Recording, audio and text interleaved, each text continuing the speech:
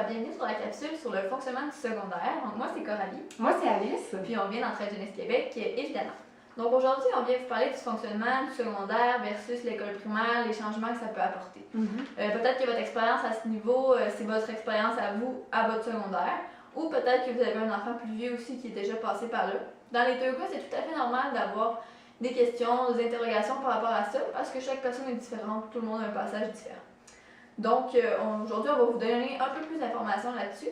Puis on vous invite aussi, si vous avez des questions, à aller aux portes ouvertes, aux journées d'accueil dans l'école secondaire de vos enfants. Comme ça, vous allez pouvoir visiter l'école avec votre jeune, vous familiariser avec le milieu, donc ça peut être aidant aussi. Puis comme disait Coralie, en fait, nous, l'objectif de vidéo, c'est vraiment de vous donner quelques informations sur ce changement-là, sur l'arrivée à l'école secondaire.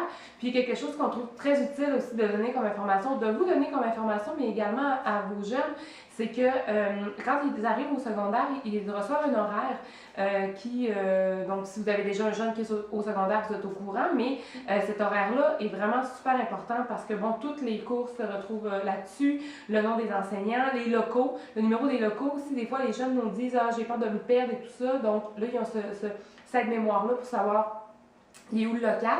Puis on leur dit à vos jeunes que le premier chiffre du numéro du local, ça donne un indice sur l'étage. Donc, le local 114 va se retrouver au premier étage et ainsi de suite.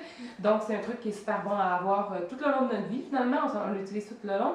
Donc, c'est vraiment un outil qui est vraiment utile. Donc, les heures et tout ça. Puis, ce qu'on donne comme conseil à vos jeunes, c'est d'en faire plusieurs copies. Comme ça, il y en a à la maison de ces copies-là, à l'école, dans leur casier, dans leur agenda également. Donc, c'est vraiment utile d'avoir ça près de nous. Puis, la personne qui est responsable, en début d'année, de remettre cet horaire-là, ou si c'est pas nécessairement cette personne-là, mais bon, la personne vers qui votre jeune va se référer, c'est la personne, leur enseignant tuteur. Donc, la personne qui est responsable de ce groupe-là, c'est souvent la personne vers qui se référer. Voilà. C'est normal d'avoir plusieurs questions aussi par rapport au secondaire parce que nous, en Entraide Jeunesse, on a identifié 5 grands changements entre le primaire et le secondaire. D'abord, il y a une école plus grande, évidemment. C'est souvent une crainte qui ressort des jeunes de « je vais me perdre, je sais pas où aller ». Donc, une école plus grande. École plus grande égale aussi plus d'élèves inscrits, donc plus de monde. Ce qu'on dit aux jeunes aussi, c'est la possibilité d'avoir plus de nouveaux amis. Ensuite, plus de professeurs aussi, un professeur par chaque matière, ce qui est différent du primaire aussi. Ensuite, on a plus de travaux scolaires parce que plus de devoirs, plus de matières, ça peut être un petit défi aussi par rapport à ça. Et finalement, de passer des plus vieux de leur école aux plus jeunes d'une nouvelle école. Donc ça aussi, ça peut être quelque chose qui est intimidant. Mais nous, on retourne ça en positif. Donc on fait voir aux jeunes à papillon que ces changements-là, c'est pas nécessairement négatif, on peut tourner ça au positif.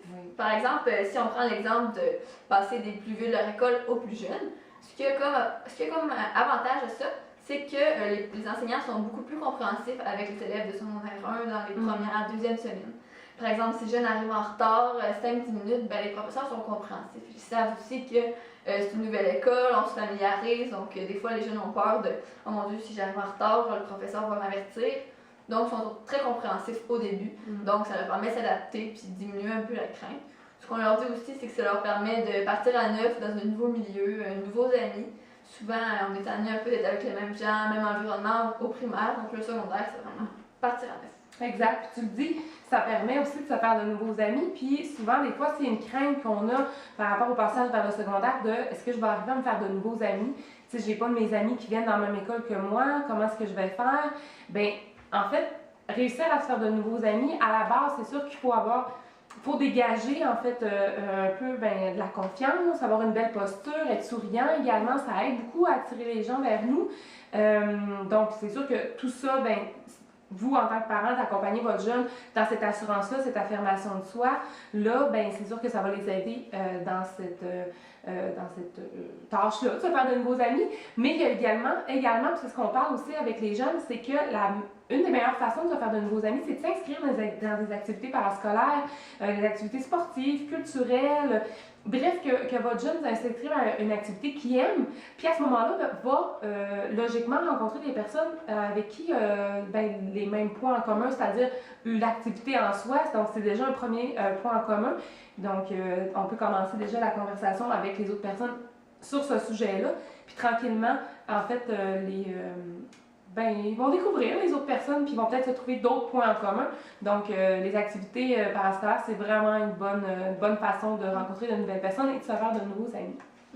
Ce qu'on voit aussi à Papillon avec vos jeunes, on leur demande, selon eux, c'est quoi les qualités essentielles pour bien réussir au secondaire. Là, évidemment, on en nomme une multitude pendant l'activité, que ce soit la persévérance, être organisé, être studieux, pas trop procrastiner. Il y en a vraiment une multitude. Mais ce qu'on fait ressortir vraiment avec eux, c'est l'autonomie.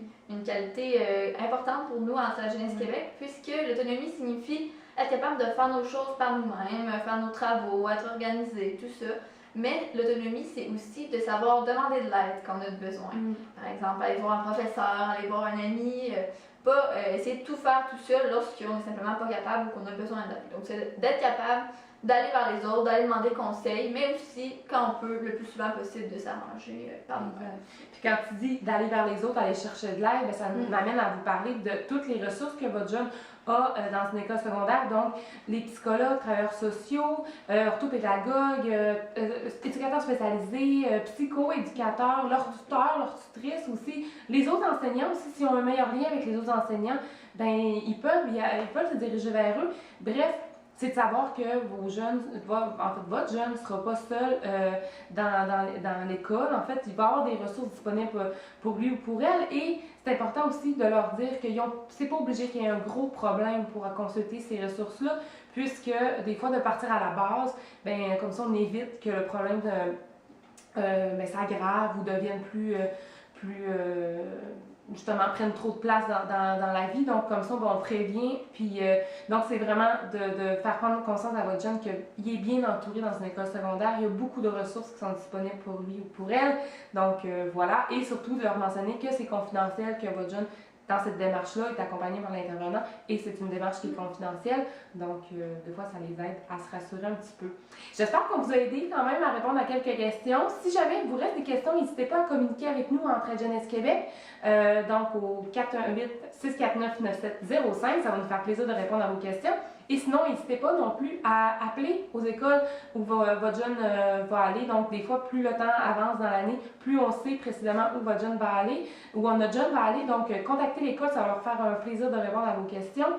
Donc, voilà, on vous souhaite bonne chance dans cette transition-là avec votre enfant. Et merci beaucoup!